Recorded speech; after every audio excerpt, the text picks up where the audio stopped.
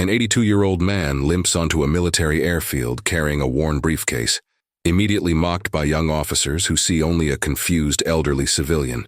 But when a 4-star general arrives and freezes upon seeing the old man's faded badge, everything changes. The quiet dignity of forgotten heroes can reshape entire institutions when truth finally surfaces. Hit like if this moved you. Subscribe for more incredible stories, and comment where you're watching from. The Arizona sun sliced across the Eagle Crest Air Station tarmac like an incandescent blade. Harold Whitmore adjusted his worn cap over tired eyes, his trembling legs carrying him slowly through the main hangar. At 82 years old, each step echoed against the polished concrete, a fragile sound among the distant roar of engines and the metallic clatter of tools.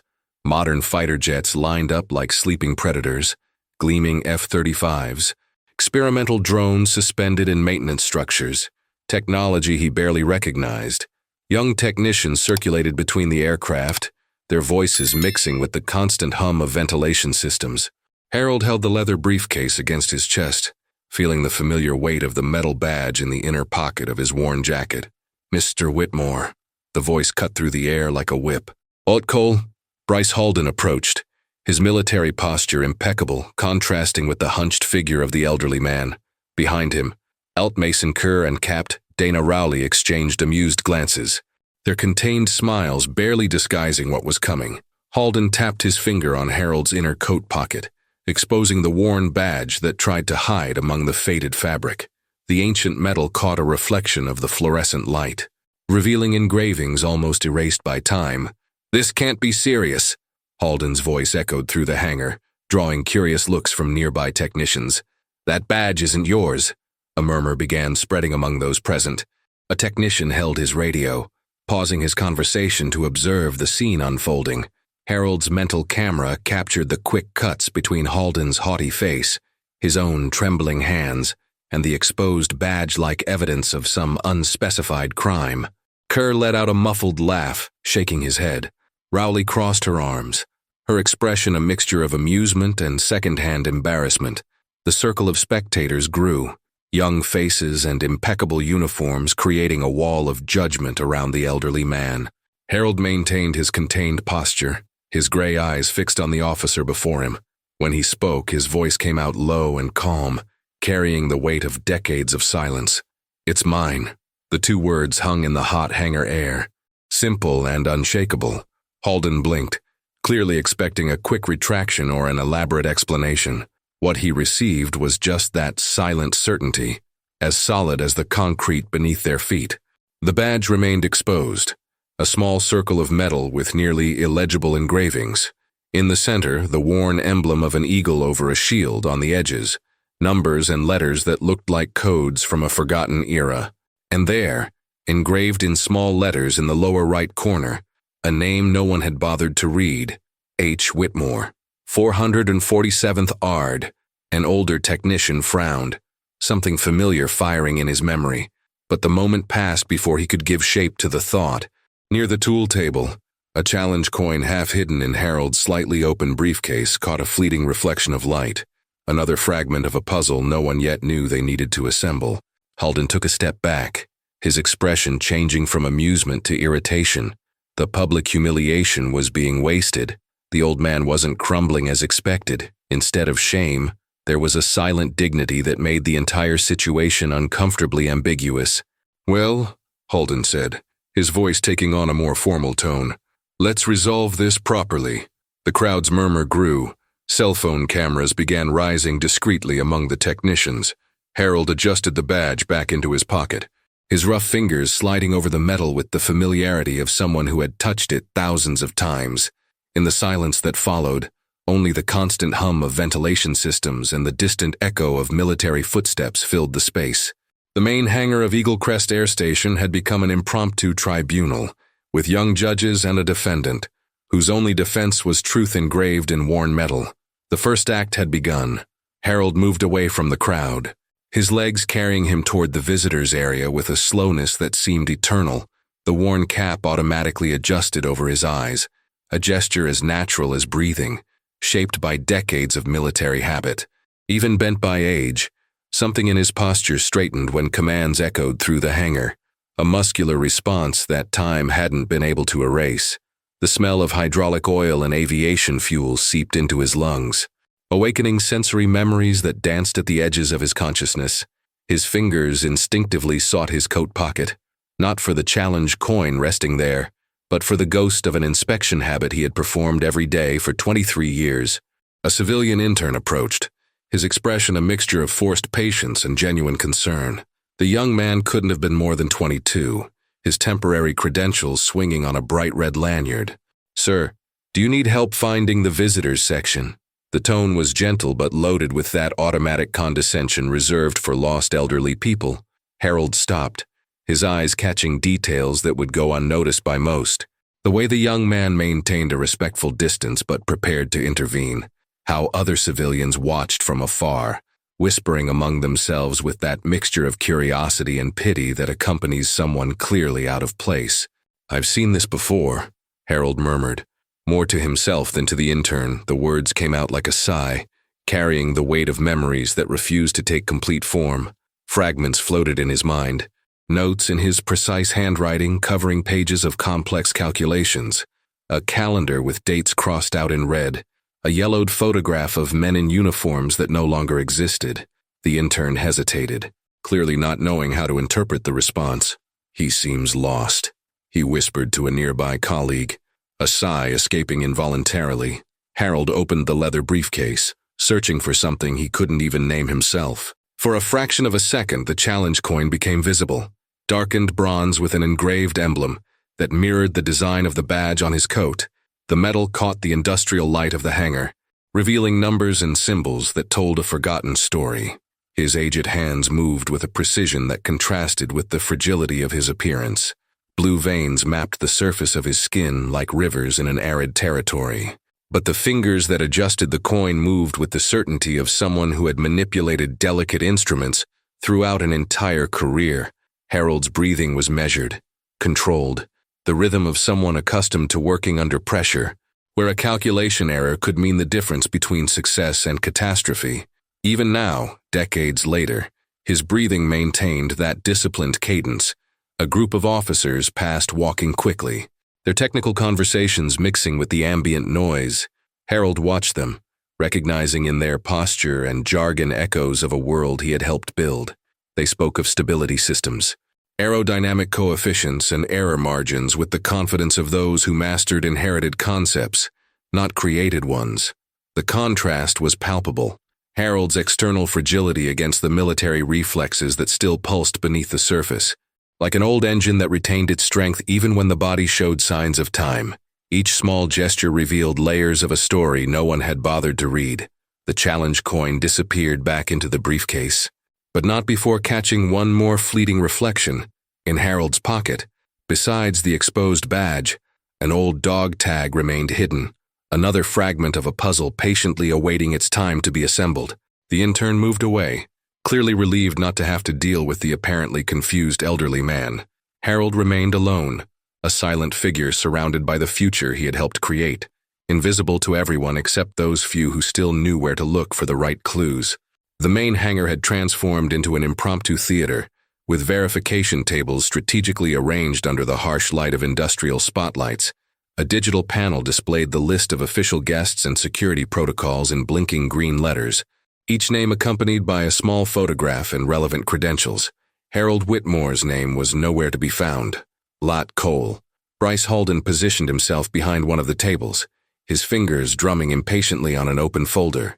Other officers clustered around, their expressions ranging from curiosity to poorly disguised amusement. The crowd's murmur grew like a tide, fed by the unresolved tension of the earlier confrontation. "Mr. Whitmore," Halden's voice cut through the ambient noise with calculated authority. "Let's resolve this in a civilized manner." Harold approached slowly, his leather briefcase held against his chest. The badge remained visible in his coat pocket, a small beacon of metal that caught irregular reflections from the overhead lights. Each step echoed against the polished concrete, measured and deliberate. "I have a simple proposal," Halden continued, his voice taking on a paternalistic tone that made several officers exchange knowing smiles. "Admit that badge isn't legitimately yours. and we'll arrange a comfortable seat in the visitors area.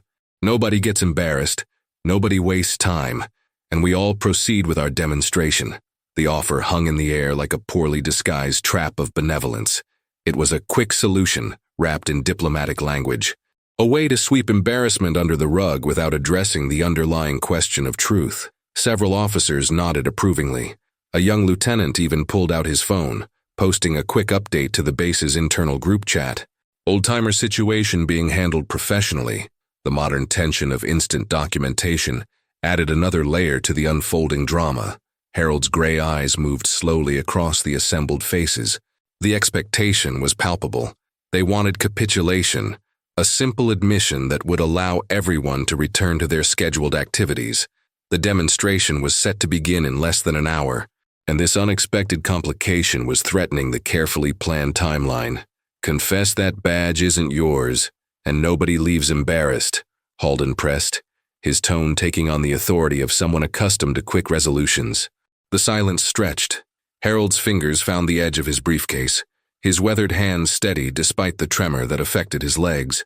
When he spoke, his voice carried the same quiet certainty that had stopped Halden earlier. "I won't lie." The words hit like a physical blow. Several officers exchanged glances, their amusement beginning to curdle into something more uncomfortable. This wasn't going according to script. The old man was supposed to fold under pressure, grateful for the face-saving exit being offered. Near the back of the growing crowd, Sergeant Elaine Cooper watched the exchange with growing interest. Something about the badge, about the way Harold carried himself, had triggered her investigative instincts. While others saw a confused elderly man, she was beginning to see something else entirely. A technician near the verification table mentioned casually to his colleague, "Did you see the code on that badge? 40047 ARD LSA 03? Haven't seen markings like that since the old classified archives." Cooper's head turned sharply at the numbers. 447 ARD. The designation sparked a memory from her training. Something about historical aerospace research divisions that had been disbanded decades ago. Her hand moved unconsciously toward her tablet, fingers already itching to begin a search that might prove more revealing than anyone expected. The public humiliation had failed. Harold's refusal to accept the offered escape route had polarized the crowd. Some officers looked uncomfortable, beginning to question whether they were witnessing justice or something uglier. Others doubled down, interpreting his stubbornness as confirmation of guilt. The stage was set for deeper investigation, and Sergeant Cooper was ready to pull the first thread. The base's archive room hummed with the cold efficiency of climate-controlled storage. Fluorescent lights cast harsh shadows across rows of filing cabinets and computer terminals that bridged the gap between analog history and digital present. Sergeant Elaine Cooper sat at one of the terminals, her tablet connected to the base's historical database, fingers moving rapidly across the touchscreen interface. The badge's details were burned into her memory: 447th ARD, the eagle and shield emblem, and most importantly the designation LSA-03 that the technician had mentioned. She'd made a mental note of Harold's calm certainty, the way he held himself, despite the public humiliation. Something about his bearing suggested this wasn't the confused wandering of an elderly man, but something else entirely. 447th Aerodynamic Research Division, she murmured, reading from the screen as search results populated. Disbanded 1974, classified projects, archived materials transferred to. Her eyes widened as she scrolled through the declassified documents. Project reports from the early 1970s, aerodynamic stability analyses, propulsion system designs that formed the foundation of current aircraft technology, and appearing consistently throughout the technical documentation. A single signature. A. Whitmore, lead systems analyst. "This can't be a coincidence," Cooper whispered, her excitement growing behind her. Footsteps approached. She turned to see Chief Master Sergeant Williams, a grizzled veteran in his 60s who'd been working at Eagle Crest since before Cooper was born. His weathered face carried the accumulated wisdom of someone who'd seen the military's evolution firsthand. "Finding something interesting, Cooper?" Williams asked, noting her intense focus. "Sir, this old man who's been causing a stir, his badge shows 447th ARD. I'm finding documents with his signature all through the classified archives." Williams's expression changed, his casual interest sharpening into something more serious. He moved closer to the screen, his eyes scanning the documents Cooper had pulled up. 447th Ard, he said slowly, recognition dawning. Jesus Christ, Cooper, do you know what you're looking at? Historical research data, she replied, uncertain. Williams shook his head, his voice dropping to barely above a whisper. Warden 3, I haven't heard that designation since '72. He pointed at a code visible in one of the document headers. That was the call sign for the lead systems analyst on Project Warden Shield. If this is legitimate. Warden 3, Cooper repeated. Kid, the calculations this man developed are still classified. The propulsion efficiency models we use today, the stability algorithms that keep our birds in the air, half of them trace back to work done by the 447th. Williams was now studying Harold's signature on the screen, with something approaching reverence. If that old man really is Harold Whitmore, then half the base owes him a salute. Cooper felt a chill run down her spine. She thought of Harold standing alone in the hangar, surrounded by mockery and disbelief, carrying credentials that validated decades of forgotten service. We need to check the physical archives, Williams said urgently. A lot of the original documentation was misfiled during the base reorganizations in the '80s. If his records are buried in the wrong section. Sir, what exactly did this Warden Shield project involve? Williams was quiet for a long moment, his eyes distant with memories he'd thought were safely buried. Stability systems for experimental aircraft, high-altitude reconnaissance platforms, some of the early drone technology that evolved into what we're testing today. He paused, meeting Cooper's eyes. Cooper, if that man's credentials are legitimate, we just watched a living legend get humiliated by officers who don't know their own history. The weight of realization settled over both of them, in the sterile quiet of the archive room. Surrounded by decades of carefully preserved military history, they were uncovering a story that had been waiting 50 years to be told. Cooper's fingers moved across her tablet with renewed urgency. Somewhere in these digital records and physical files was proof that would either validate Harold Whitmore's quiet dignity or confirm the suspicions of those who'd accused him of fraud. The truth was waiting to be discovered, and time was running out before the scheduled demonstration would scatter all the key players across the base. The base director's office felt like a pressure cooker under the afternoon Arizona heat. Commander Patricia Voss sat behind her desk, reviewing the daily operational reports while the gentle hum of air conditioning fought a losing battle against the administrative tension filling the room. When Sergeant Cooper knocked and entered with Chief Williams close behind, their expressions immediately commanded attention. Ma'am, we need authorization to access the historical archives. Cooper began without preamble. Physical documents, some potentially classified materials from the 1970s. Commander Voss set down her coffee, noting the urgency in Cooper's voice. This is about the incident in the hangar. Yes. Ma'am, we have reason to believe. The office door burst open without ceremony. Elliot Cole Halden strode in, his face flushed with frustration and something approaching panic. Behind him, a small entourage of junior officers clustered in the doorway, clearly uncomfortable with the breach of protocol but unwilling to challenge their superior. Commander, this investigation needs to stop, Halden announced, his voice carrying the edge of someone whose authority had been questioned. We're wasting valuable time and resources on what's obviously a case of stolen valor. The demonstration begins in 2 hours, and I need my people focused on... Colonel, Commander Voss's voice cut through Halden's tirade like a blade. You'll wait your turn and follow proper protocol in my office. The tension in the room ratcheted up another notch. Cooper exchanged a glance with Williams, both recognizing the political minefield they were navigating. Accusations of stolen valor were serious business in the military community, capable of destroying careers and reputations with surgical precision. Ma'am, Cooper pressed on, we've found documentary evidence that suggests Mr. Whitmore's credentials may be legitimate. The badge designation matches archived records from the 447th Aerodynamic Research Division. Halden's laugh held no humor. Sergeant, anyone can research old unit designations and fake appropriate hardware. The man is 82 years old, even if he served. There's no way he held the position that badge represents. That's exactly what we need to verify, sir, Williams interjected, his senior rank allowing him to challenge Halden more directly. The 447th AARD was involved in classified projects if Mr. Whitmore's service record was archived incorrectly during the base reorganizations. This is exactly the problem, Halden said, his voice rising. We're chasing ghosts based on paperwork that could have been misfiled, misattributed, or completely fabricated. Meanwhile, we have a real mission happening in less than 2 hours. Commander Voss studied the faces around her office. She'd been in command long enough to recognize the difference between administrative caution and something more personal. Halden's vehemence went beyond simple concern for operational efficiency. Colonel, what's your specific objection to a records verification? Ma'am, the optics alone could be damaging. If word gets out that we're entertaining claims from every elderly man who walks onto the base with questionable credentials, it undermines the integrity of our security protocols. The fear in his voice was becoming apparent to everyone present. This wasn't about security or efficiency. This was about a man who'd made a public accusation and was now terrified of being proven wrong. Cooper pulled out her tablet, displaying the documents she'd found.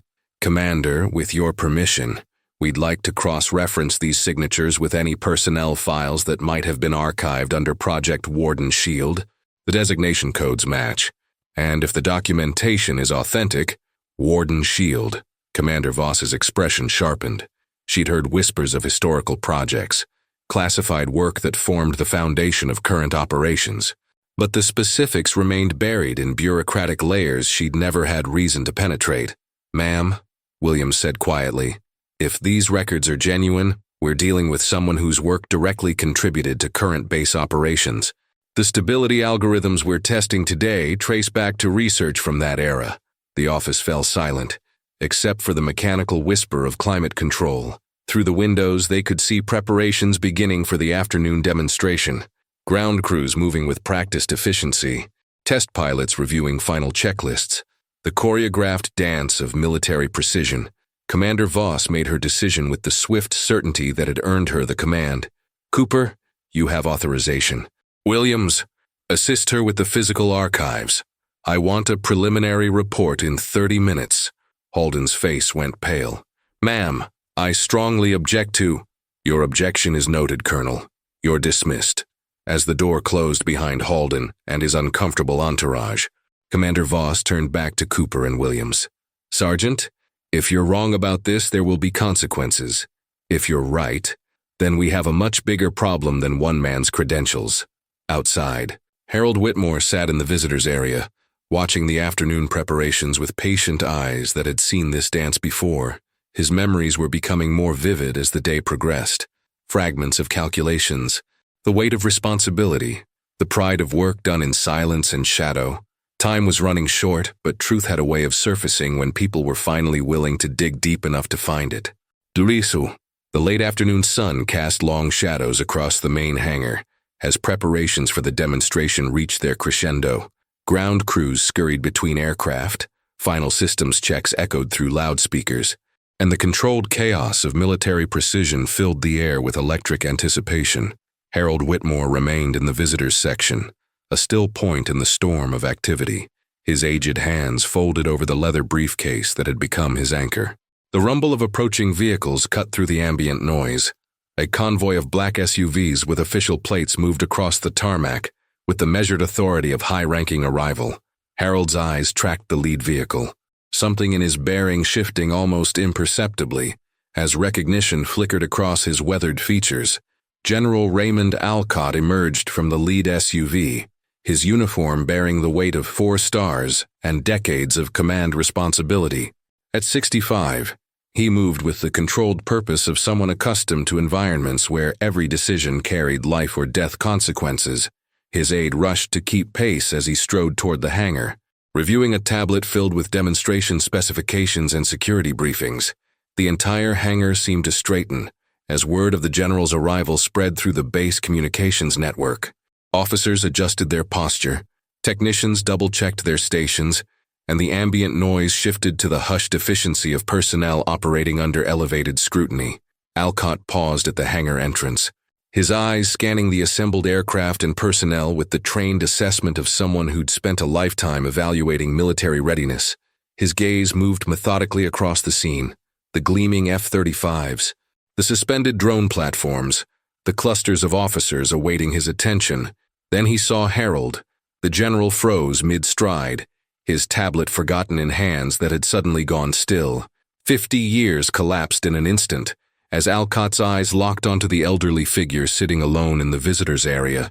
Time seemed to pause, the busy preparation continuing around them, while these two men existed in a bubble of shared recognition that transcended the passing decades. Harold's posture shifted, not in surprise, but in the quiet acknowledgement of someone who'd been waiting for this moment without knowing it would come. His fingers found the edge of his jacket, touching the hidden badge with the reverence of someone handling sacred relics. Alcott approached slowly, each step measured and deliberate. His aide tried to follow, but the general raised a hand, signaling for privacy in a moment that belonged to history rather than current operations. "Mr. Whitmore." The words came out barely above a whisper, carrying the weight of memories that had shaped a career. "Harold Whitmore." The old man looked up, meeting the general's gaze with eyes that held decades of patient silence. "General, may I?" Alcott gestured toward the empty chair beside Harold. Harold nodded, and the general sat down, his 4 stars in command authority setting aside in deference to something far more profound than military hierarchy. Around them, the hangar continued its preparation, but this conversation existed in a different space entirely. Alcott's voice, when he spoke again, carried the careful reverence of someone handling explosive ordnance. "I need to see that badge." Without hesitation, Harold reached into his jacket pocket and withdrew the worn metal disc. He placed it in Alcott's palm like an offering, the bronze surface catching the industrial lights with the same quiet dignity that had sustained Harold through decades of anonymity. Alcott studied the badge with shaking hands, his fingers tracing the familiar emblem and worn engravings, the eagle and shield design, the numerical codes, the barely legible signature that read H. Whitmore, LSA 03. His breath caught as memory and reality aligned with devastating clarity. "Jesus Christ," he whispered. "Warden 3, from his briefcase, Alcott withdrew a worn folder that he'd carried for 25 years, waiting for a moment like this without believing it would ever come. The folder contained photocopied reports, technical specifications, and flight data that formed the foundation of everything the base was about to demonstrate. Harold watched silently as Alcott opened the folder, revealing documents that bore his signature, calculations in his precise handwriting, and technical analyses that had shaped the future of American military aviation. Page after page of work that had been filed away and forgotten by everyone except the man who'd learned from it. "Your stability coefficients," Alcott said, his voice thick with emotion. "Your propulsion efficiency models, Harold. Everything we're testing today traces back to your work." The hangar around them continued its preparation, unaware that history was being quietly rewritten in a corner conversation between an old man and a general who'd built his career on foundations laid by someone the world had forgotten. The demonstration was about to begin. But first, there would be justice. The transformation of the hangar into a formal gathering space happened with military efficiency that would have been impressive under normal circumstances. Now, with General Alcott's unexpected arrival and his quiet conversation with Harold still rippling through the base's communication networks, the atmosphere crackled with tension that went far beyond the scheduled demonstration. Officers formed loose ranks near the aircraft displays, their conversations muted and speculative.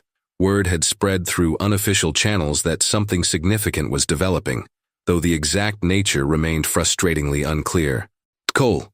Holden stood near the verification tables, his earlier confidence replaced by a pale anxiety that he tried to mask behind professional composure.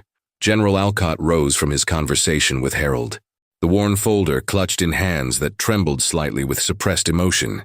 His aide approached cautiously, unsure whether to interrupt what was clearly a moment of profound personal significance for his commander. "Sir, the demonstration is scheduled to begin in 15 minutes. Alcott turned, his expression carrying the weight of decisions that would reshape careers and reputations in the span of a few sentences. "Cancel the demonstration? We have something more important to address." The aide's eyes widened, but he nodded and began speaking rapidly into his radio. Across the hangar, the controlled chaos of preparation slowed, and then stopped as technicians received new orders. The sudden quiet felt ominous, pregnant with possibilities that no one quite dared to voice. Harold remained seated, watching the activity with calm eyes that had seen this particular dance of military hierarchy played out countless times over the decades. His hands rested on his briefcase, steady now. Despite the tremor that had affected them earlier, the badge lay secure in his jacket pocket, its weight familiar and reassuring. Alcott approached the assembled officers, his 4 stars commanding instant attention and absolute silence. The hangar's acoustics amplified his voice, carrying it to every corner of the vast space. Ladies and gentlemen, we're gathered here today for what was supposed to be a routine demonstration of advanced aircraft systems. Instead, we're going to witness something far more significant, the correction of a historical injustice that has gone unaddressed for 50 years. He gestured toward Harold, still sitting quietly in the visitors' area. This man has been subjected to accusations and humiliation by officers who failed to recognize the significance of what they were seeing. That failure ends now. Alt Cole, Halden stepped forward, his voice carrying a desperate edge. General, sir, we were simply following security protocols. The badge appeared to be… Colonel, Alcott's voice cut through the attempted explanation like a blade. Step forward. Halden obeyed, his face ashen as he approached the general. Behind him, Lut Mason Kerr and Capt. Dana Rowley exchanged glances filled with dawning horror as they began to understand the magnitude of their mistake. Alcott opened the folder he'd retrieved from his briefcase, revealing documents that bore Harold's signature and technical specifications that formed the backbone of current military aviation. He held up one particular report, its pages yellowed with age, but its content still bearing the stamp of classified authority. This is a technical analysis of high-altitude aircraft stability, dated March 1971. The signature at the bottom belongs to Harold Whitmore, lead systems analyst for the 447th Aerodynamic Research Division. Alcott's voice carried across the silent hangar with the authority of revealed truth. The stability algorithms your aircraft use today, Colonel Halden, are direct descendants of calculations performed by the man you just accused of fraud. The silence stretched, broken only by the hum of ventilation systems and the distant sound of aircraft engines from other parts of the base. Every officer present understood they were witnessing a moment that would define careers and reshape understanding of their own institutional history. Sergeant Cooper stepped forward from the crowd, her tablet displaying the results of her archive search. Sir, we've confirmed the documentation. Mr. Whitmore's service record was misfiled during the base reorganizations of the 1980s. His contributions to Project Warden's Shield were classified at the highest levels. Alcott nodded, his expression grim as he turned back to Halden. Colonel, you have accused a man whose work directly contributed to the safety and effectiveness of every aircraft on this base. The systems we're testing today exist because of calculations he performed when you were still learning to walk. Harold finally stood, moving slowly but with quiet dignity toward the center of the gathering. His leather briefcase hung at his side, and the badge in his pocket caught a reflection of the overhead lights when he spoke. His voice was calm and measured, carrying the weight of decades of patient silence. I didn't come here seeking recognition, General. I came because I heard you were testing new systems, and I wanted to see how far we'd come. The understated humility in his words hit the assembled officers like a physical blow. This wasn't a man seeking glory or validation. This was someone who'd spent 50 years watching his work evolve and improve, content to remain anonymous while others built upon his foundations. Alcott's voice, when he responded, carried the full weight of military authority and personal respect. Mr. Whitmore, you've seen how far we've come. Now it's time for us to acknowledge how we got here. The first phase of justice had been served. The truth had been revealed, the accusations proven false, and the historical record set straight. But in a hangar full of officers who'd witnessed the humiliation of a living legend, mere acknowledgement wouldn't be enough. The real work of making amends was just beginning. The hangar had transformed into an impromptu courtroom, with General Alcott serving as both judge and prosecutor in a proceeding that would determine the professional fate of several officers and the restoration of dignity to one forgotten hero. A panel of senior officers had been hastily assembled, along with the base legal representative and an official recorder to document what was becoming a formal investigation into institutional failure. Beyonce Cole, Bryce Halden stood at attention in the center of the assembled group, his earlier arrogance replaced by a pale recognition of the career-ending precipice on which he now balanced. The evidence arrayed against him wasn't criminal in nature, but in the military world, public humiliation of a decorated veteran based on ignorance and prejudice carried consequences that could destroy decades of service. General Alcott consulted the folder of documents that Harold's forgotten service record contained, each page a testament to contributions that had shaped modern military aviation. The technical specifications, signed authorizations, and classified project summaries painted a picture of a man whose work had influenced every aircraft system currently in operation. "Colonel Halden," Alcott began, his voice carrying the formal authority of military justice, "you are here to account for your actions regarding Mr. Harold Whitmore, a civilian guest who was subjected to public accusation and humiliation based on your failure to properly verify his credentials." Halden's voice, when he responded, carried a defensive edge that fooled no one. "Sir, the badge appeared suspicious. Standard security protocols require verification of all military insignia, especially when displayed by individuals not in active service. And did you attempt such verification before making public accusations?" The question hung in the air like an unexploded bomb. Halden's hesitation provided the answer before he could formulate words to defend the indefensible. "Sir, the circumstances suggested—" "Colonel," Alcott's interruption cut through the attempted justification with surgical precision. "Yes or no? Did you attempt to verify Mr. Whitmore's credentials before accusing him of fraud?" "No, sir." The admission rippled through the assembled officers like a shockwave. In military culture, the failure to follow proper procedures before taking action carried implications that went far beyond simple oversight. It suggested either incompetence or a prejudice that clouded professional judgment. General Alcott opened another document from Harold's file, this one bearing current classification stamps that indicated ongoing relevance to base operations. "Colonel, this report describes aerodynamic stability calculations that form the foundation of the aircraft systems we test daily." The signature at the bottom is Harold Whitmore's. The date is May 1972. He handed the document to the base legal representative, who examined it with growing amazement, before passing it to the panel of senior officers. Each reader's expression shifted from skepticism to recognition, to something approaching awe. "The propulsion efficiency models currently used by this base," Alcott continued, "trace their origins to work performed by Mr. Whitmore during his service with the 447th Aerodynamic Research Division. The safety protocols that keep our pilots alive exist because of calculations he performed while many of you were still in elementary school." Lt. Mason Kerr and Captain Dana Rowley, who had participated in Harold's humiliation, stood nearby in positions that made their complicity clear to everyone present. Their earlier amusement had transformed into horror as they realized the magnitude of their error and its likely consequences for their careers. Harold himself sat quietly in a chair provided by General Alcott, watching the proceedings with the patient dignity that had sustained him through decades of anonymity.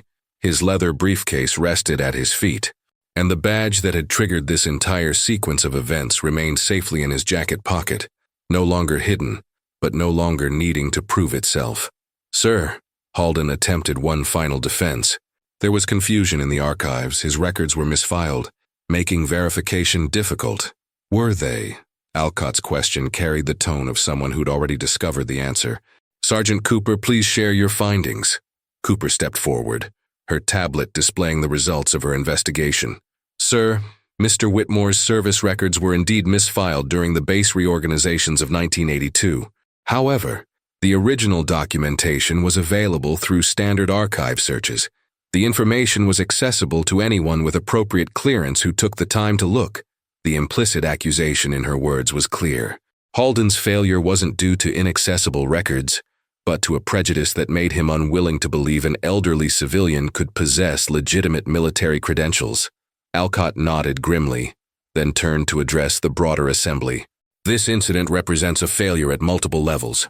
We have failed to maintain proper historical records, failed to follow verification procedures, and most seriously, failed to treat a distinguished veteran with the respect his service earned." The general paused, allowing the weight of institutional failure to settle over the room.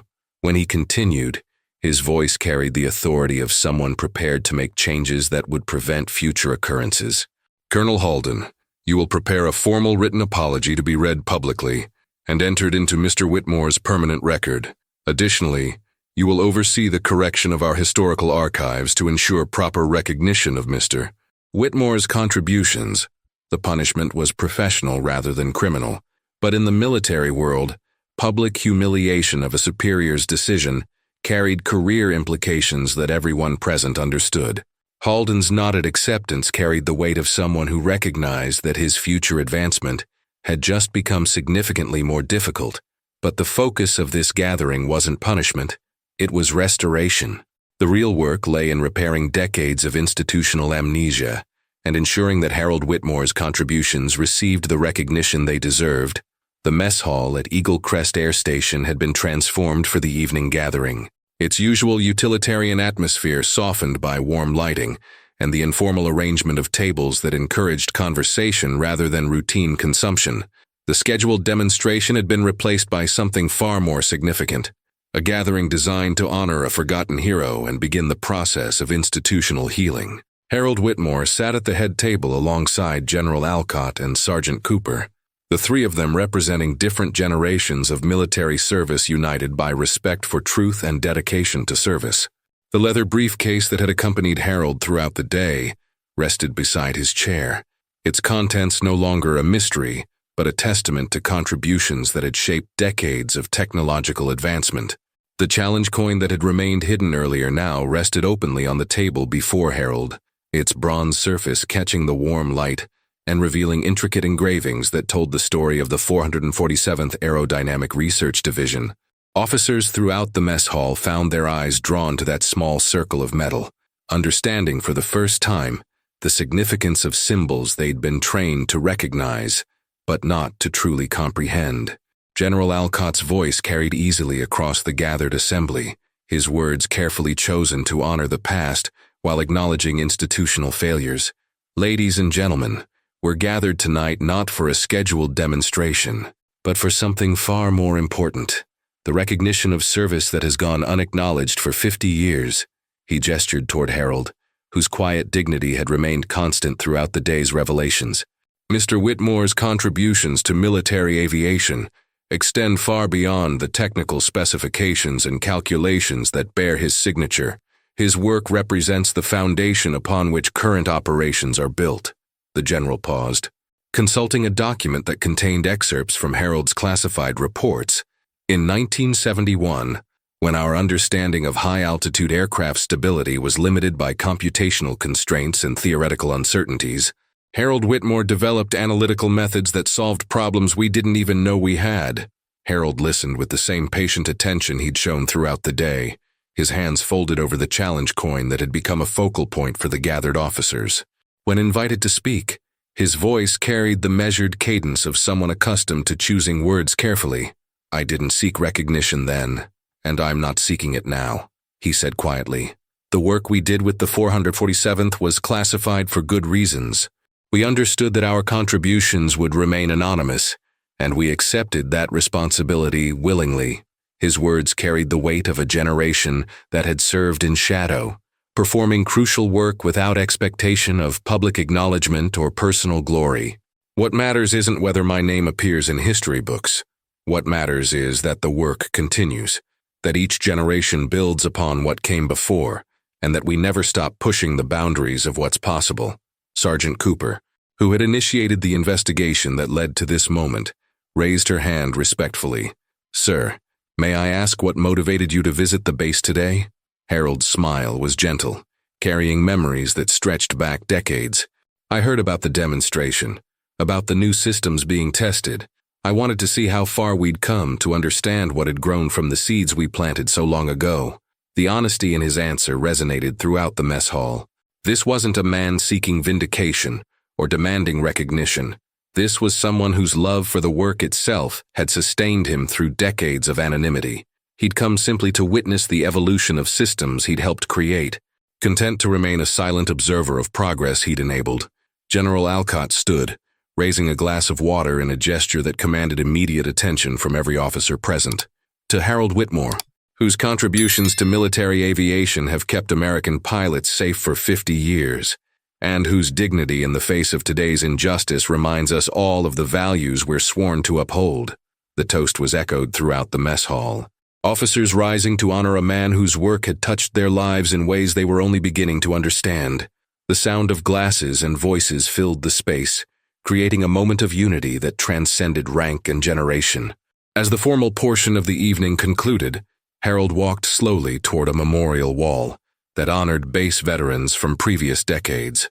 Names from different eras and conflicts covered the polished surface, each one representing service that had contributed to the ongoing mission of Eagle Crest Air Station. He removed the challenge coin from the table and placed it gently at the base of the memorial, a gesture that spoke to connections between past and present that stretched beyond individual recognition.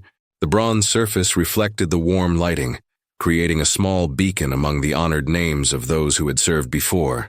General Alcott approached quietly, standing beside Harold as they both contemplated the memorial and the weight of service it represented. "Harold, we're going to correct this. Your name will be added to this wall, and your contributions will be properly documented." Harold nodded, his voice carrying the gratitude of someone who had waited 50 years for institutional recognition. "General, I'm honored. But the real monument isn't what you write on walls. It's the aircraft that fly safely because of work done by people whose names will never be known." The humility in his words captured the essence of service that both men understood. The commitment to mission over personal recognition that defined the best of military tradition.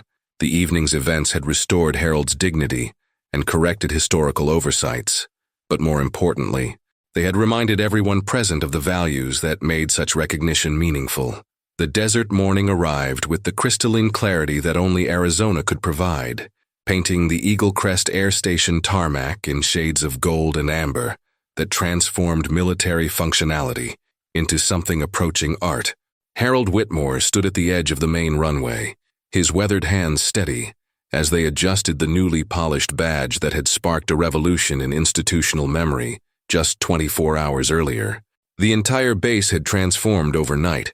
What was planned as a routine aircraft demonstration had evolved into something unprecedented, a formal ceremony of recognition that would restore dignity, correct historical records, and ensure that the contributions of forgotten heroes would never again disappear into bureaucratic shadows.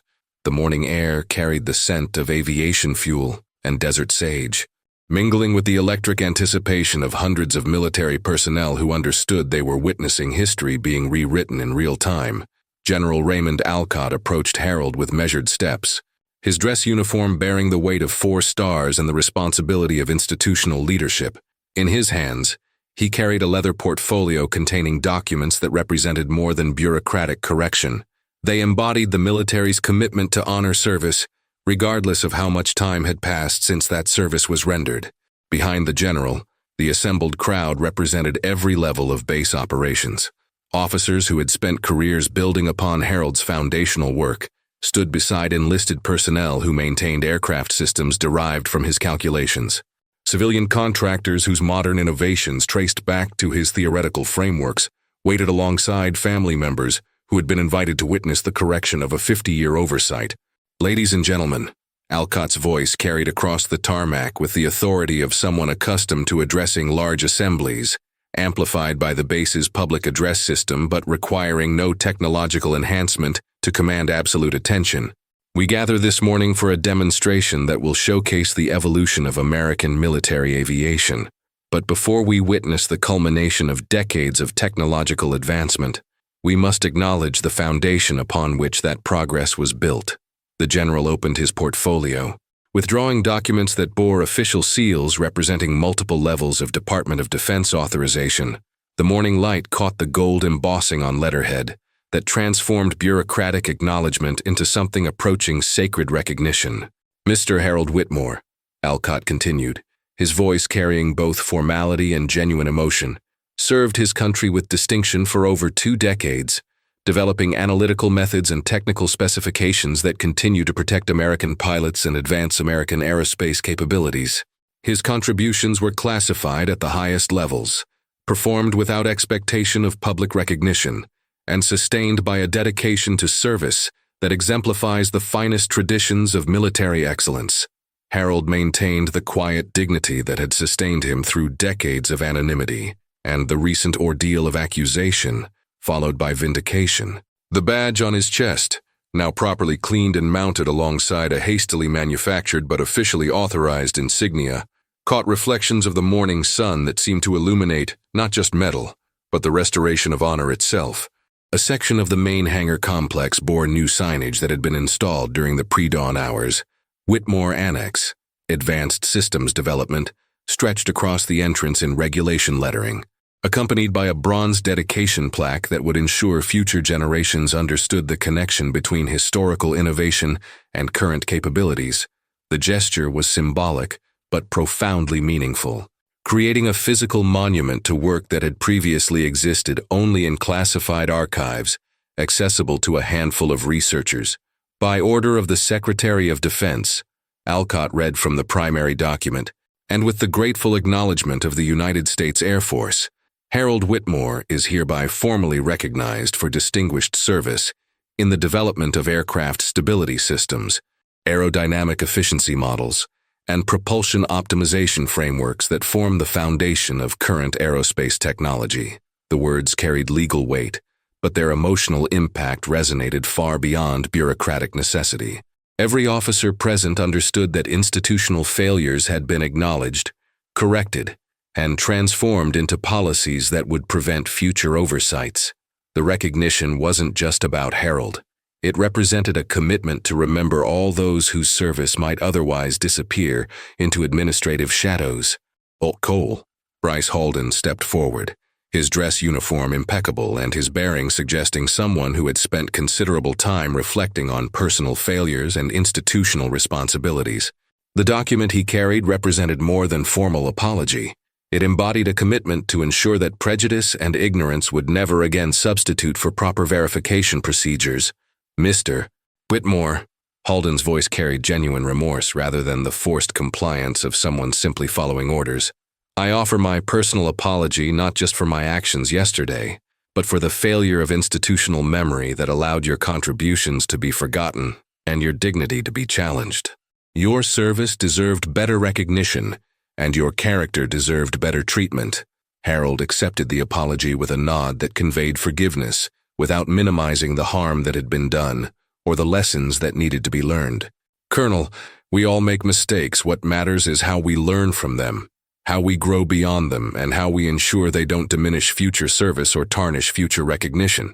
The aircraft demonstration that followed transformed from routine display into profound validation. As Harold watched F-35 Lightning execute complex maneuvers that would have been impossible without the stability algorithms he'd developed in the early 1970s, each successful test flight represented not just current technological capability, but the enduring value of foundational research performed in classified silence. Sergeant Elaine Cooper, whose investigative initiative had sparked the entire sequence of revelation and recognition, approached Harold with a tablet displaying the newly reorganized historical archives. Digital catalogs now properly documented his service record, technical contributions, and the evolution of his theoretical frameworks into practical applications that continued to advance American aerospace superiority. Sir, Cooper said with evident pride in both her investigation and its results, your service records have been completely restored and properly catalogued. Your technical reports have been made available to current engineers working on next-generation systems, and your methodological approaches are being studied by researchers developing technologies that won't be operational for another decade. Harold examined the digital display with wonder that bordered on reverence. Equations he'd developed using mechanical calculators and slide rules now formed the basis of computer models that pushed the boundaries of aerodynamic efficiency into realms he'd only theorized. His stability frameworks had evolved into automated systems that corrected aircraft attitude hundreds of times per second, preventing accidents and enabling maneuvers that redefined the possible. This is remarkable, Harold said quietly, scrolling through technical specifications that traced their lineage directly to his original research. To see how the work evolved, how it grew beyond what we imagined. It's more recognition than any ceremony could provide. The formal portion of the morning ceremony concluded with Harold walking slowly toward the Veterans Memorial Wall that honored Eagle Crest Air Station personnel from previous decades.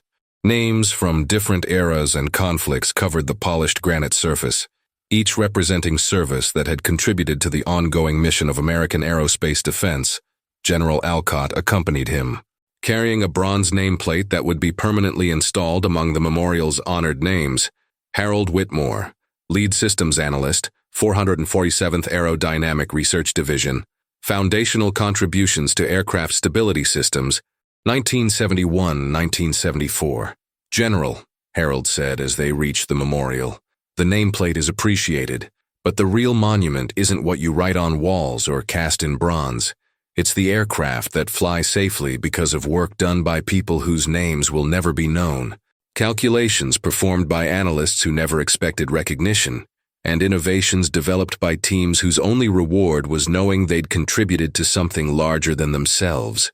Alcott nodded, understanding that Harold's humility captured the essence of service that both men recognized, the commitment to mission over personal recognition that defined the finest traditions of military dedication. Harold, that perspective is exactly why this recognition matters. It's not about individual glory, it's about institutional memory, about ensuring that contributions are preserved and honored so that future generations understand the foundation of their capabilities. As the ceremony concluded and normal base operations resumed, Harold found himself surrounded by young officers and enlisted personnel, eager to understand the connection between his historical contributions and their current responsibilities. Technical discussions evolved into impromptu seminars, as Harold explained theoretical frameworks that had become so fundamental to modern aviation that their origins had been forgotten. The mathematics weren't complex by current standards, he told a group of engineers working on next-generation fighter systems, but we were working at the limits of available computational power, so we had to develop analytical shortcuts that captured essential relationships without requiring resources we didn't have. Those shortcuts became the elegant solutions you use today. The afternoon sun cast long shadows across the tarmac as the final test flights concluded, and Harold prepared to leave Eagle Crest Air Station. General Alcott and Sergeant Cooper flanked him as he walked toward the parking area, where a base vehicle waited to transport him back to his quiet retirement. "Mr. Whitmore," Alcott said as they reached the vehicle, "is there anything else we can do to honor your service or correct the oversights that allowed your contributions to be forgotten?" Harold considered the question while watching an F-35 execute a perfect landing, its stability systems automatically adjusting to desert wind conditions using algorithms derived from equations he'd scribbled on yellow legal pads 50 years earlier. When he spoke, his voice carried the satisfaction of someone who had witnessed his life's work validated in the most meaningful way possible. "General, you've already accomplished more than I ever expected or requested. But if I could leave you with one thought, ensure that future officers understand the continuum of innovation that connects past research to current capabilities to future possibilities. The work we do today becomes the foundation for achievements that won't be realized for decades. Recognition matters, but continuation matters more." As the vehicle prepared to depart, Harold removed the challenge coin from his pocket one final time, feeling its familiar weight in hands that had guided its creation decades earlier. But instead of keeping it as a personal memento, he handed it to Sergeant Cooper. "This belongs here now," he said simply. "Let it remind people that institutional memory requires constant attention, that verification matters more than assumption, and that dignity should never be sacrificed to expedience." Cooper accepted the coin with hands that trembled slightly as she understood the significance of the gesture. The bronze surface reflected the afternoon sun, creating patterns of light that seemed to connect past innovation to present recognition to future responsibility. Harold Whitmore departed Eagle Crest Air Station as the sun touched the western horizon, leaving behind a base transformed by 24 hours of revelation, recognition, and institutional healing. The badge he'd worn in anonymity for 50 years now rested in a place of honor. His name graced the memorial wall alongside other distinguished veterans, and his contributions had been restored to their proper place in the historical record. More importantly, The officers and enlisted personnel who had witnessed his vindication carried forward a deeper understanding of service, sacrifice, and the importance of institutional memory that honors all who contribute to missions larger than themselves. Now they know, Harold whispered to himself as Eagle Crest Air Station disappeared behind the desert horizon. The words carrying half a century of patient silence finally transformed into lasting recognition and enduring legacy.